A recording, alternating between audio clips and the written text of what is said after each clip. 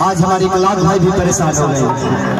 पहली बार इस स्टेज पे आपने मुझे 2012 में बुलाया था कि 11 या 12 में पहली बार बुलाया था। उसके बाद इस धरती से इतना लगाव हो गया और आज तो आप लोगों ने इतिहास में नाम दर्ज करा दिया लारी की धरती की।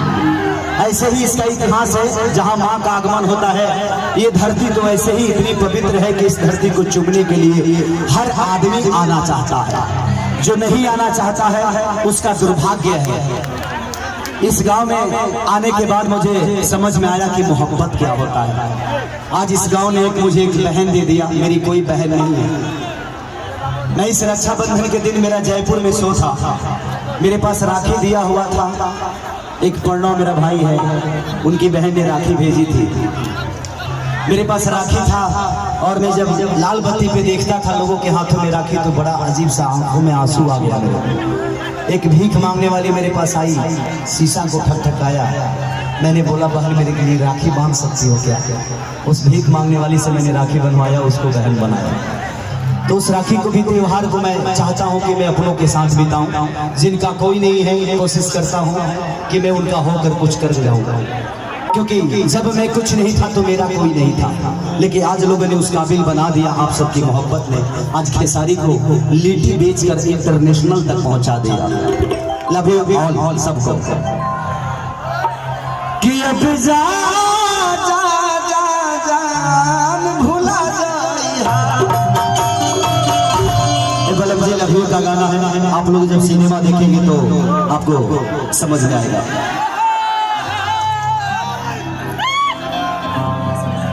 अच्छा आपके साथ तो मैं कुछ भी करने के लिए तैयार है। कुछ भी मतलब ये कौन सी डांसर हुई है, होगी रह होगी। मैंने कितने लोग कहते हैं कि खेसारी अश्लील करता है। आप लोग जिस दिन से अश्लीलता सुनना बंद कर देंगे ये दुनिया अश्लील करना बंद कर देगी। एक मास्टर के बारात में भी समायना का चौंप बजता है, तो बताइए गंदा कौन है? आप अश्लीलता को बिल्कुल नकार दीजिए, सुनबे मत करिए। नहीं सुनेंगे इस धरती का कोई व्यक्ति अश्लील नहीं करेगा। हम बढ़ावा नहीं देंगे किसी भी चीज की। हम लड़के को छूट दे देते हैं इसलिए लड़का बिगड़ जाता है। हम अपने बच्चों को छूट देते हैं, चाइना के मोबाइल चलाओ 5 मिनट वाला फिल्म दबा के देख। का इंजीनियर बनी तो घर के इंजीनियर बन जाइए। रोज डिप्स मारल शुरू कर दी मोबाइल देख देख। इसलिए आप लोग खुद ही समझदार हैं, आप लोग पढ़े लिखे व्यक्ति हैं। आप लोग गंदा सुनना बंद कर दीजिए, दुनिया गंदा गाना बंद कर दीजिए। हम कुछ कहते हैं तो तारा लोग का दिमाग वही जी जाता है ना। अच्छा वही जी रहे की चाहिए, हर इंसान वही जी बात है। आई एक औरत अपना पति से कहा कहती है भाई कि जब से गई बाहर आए सैया हो, कि जब से गई बाहर अरे देवरा पहला बात तो हो।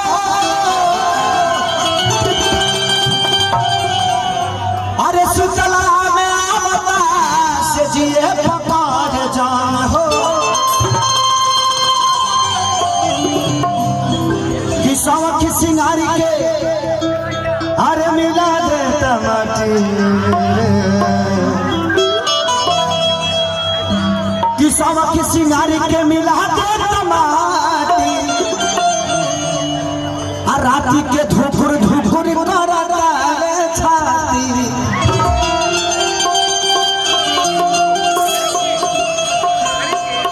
इतने प्रेशर के बाद भी हमारे अमेंदर भैया इतने शांत स्वभाव के इंसान हैं। आई लव यू ऐसा इस धरती का पुत्र हैं आप। आप लाखों में नहीं, करोड़ों में नहीं, अरबों में एक इंसान है जो इतनी सारा सैलाब एक साथ। मुझे नहीं लगता है कि गांधी मैदान में भी इतनी पब्लिक कभी आई होगी। जब पटना की रैली होती है तो उतनी पब्लिक मैंने आज तक नहीं देखी। खेसारी जी स्टेज से अपराध कर दिए कि आगे से हम प्रोग्राम नहीं करेंगे, हम नहीं रहेंगे। प्रोग्राम हमारे गाँव का छोटा भाई लोग करवाएगा, हम उसको सहयोग करेंगे, बाकी अब हम नहीं करवाएंगे। ऐसा कर ही नहीं सकते। मैं आकर खड़ा हो जाऊंगा, कराना पड़ेगा। कराएंगे ना अगले साल से। आप लोग आप लोग अमेंदर भैया का दिल मत तोड़िए, ये बड़े सज्जन व्यक्ति है बेचारे, और इनको तकलीफ लगा है जो इतनी सारी व्यवस्था आप खुद अपने व्यवस्था को बिगाड़ रहे हैं। लेकिन अब कुछ नहीं भैया, बहुत सब लोग शांत हैं, ऐसा प्रण मत लीजिए आप। अगर ऐसा प्रण ले लेंगे तो हम जैसे कलाकारों का क्या होगा? इतने लाख आज 7 से 8 लाख पब्लिक के बीच में हम कुछ बोल रहे हैं, ये आपके बदौलत बोल रहे हैं, नहीं तो सारी हमारी औकात नहीं थी कि इतने सारे पब्लिक में एक साथ इस जगह पे देख सकते। एक अमेंदर भैया के लिए जोरदार ताली बजाओ, पहले जोरदार। कि अब जा भूला जाए, जो हुआ उसको भूल जाइए। जीवन हर दिन एक नई जिंदगी की शुरुआत होती है, किसी दिन मौत होता है तो किसी दिन जिंदगी मिलती है। Love you. कि हमर शैम्पू लगावल जीव के काल भइला, ओकरे चलते देखी देवर सा बवाल भइला। घरवा के झगड़ा से गली जारी तेरा काटे पुसलाई हारा चला। ऐसे हल्ला करवा लो तो हम पीछे गाड़ी लगल बा घर चला जाए। ऐसे हल्ला होगा तो ऐसा ही होगा, हम कब घुसब कब निकलब पता न चलेगी। 1 2 3 4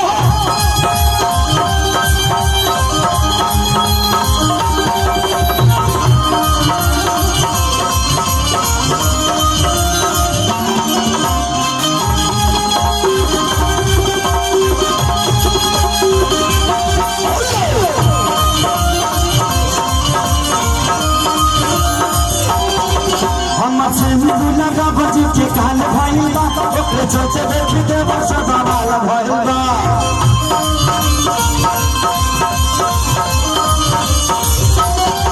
हमर शैम्पू लगा बजी के काल भइला, ओकरे सोचे देखी देवर सा बवाल भइला।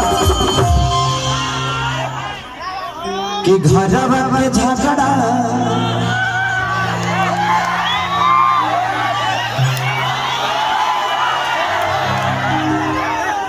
मैंने का मिठाई भी बता, हम छुआता नहीं तो है ना का होता गुदगुदी कीड़ा काटता। कि घरवा के झगड़ा से गल जाही, घरवा के झगड़ा से गल जाही, मेरा जब मुसराई हर चले जाए।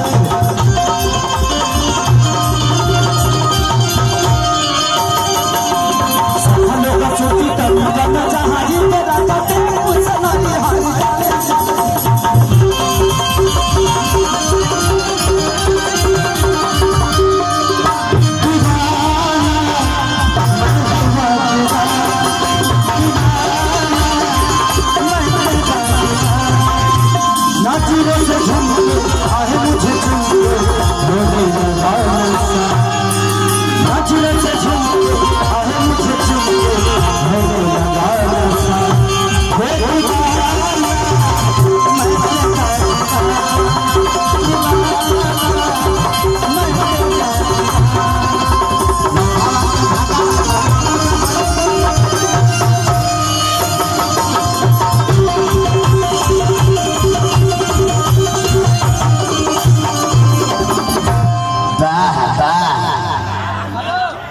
खेला ना कि केहू के नहीं सुहाता सैया, अरे तन्हना ना साड़ी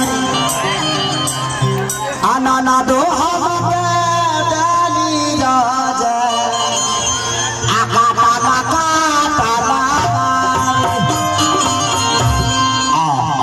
तो बाबू बघवा साढ़ हुआ बैठ रे बैठ साढ़ हुआ खेला ना आई कौन पैसा वाला खेला ना। आज तो बाबू तने ब्याह वाला में आ जाता कि केहू के नाही सोहाइया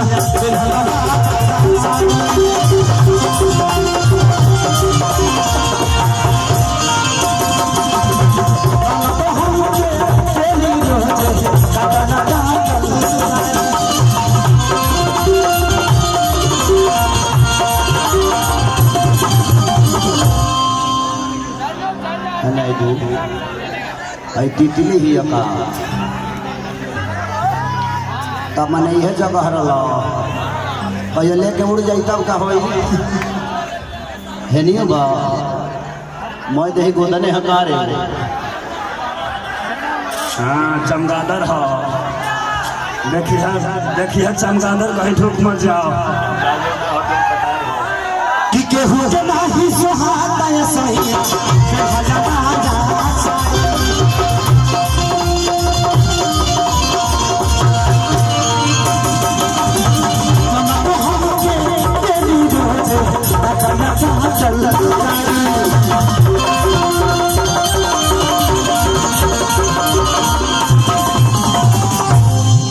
कि फूकी के बेटारी से जल जारी पे राजा को सदाई हारा चला तब फूकी के बेटारी से जल जारी फूकी के बेटारी से जल जारी पे राजा को सदाई हारा चला सफलों का सोती तनी करना जहारी पे राजा को सदाई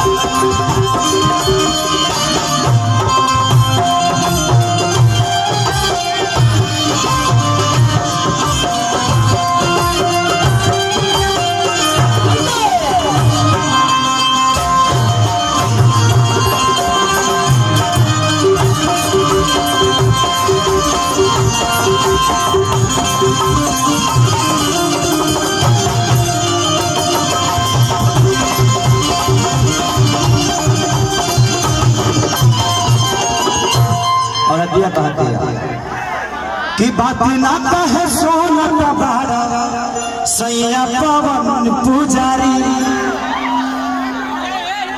घर में घुस के लाइन मारे छोटा का तहर खेसारी की बात ना कहे छोटा पुजारी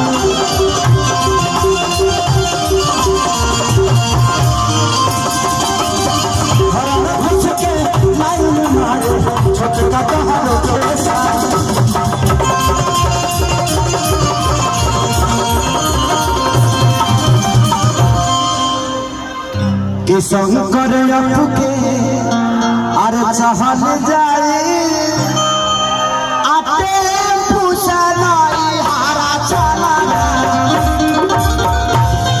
कि शंकर के चाहल जाए शंकर के चाहल जाए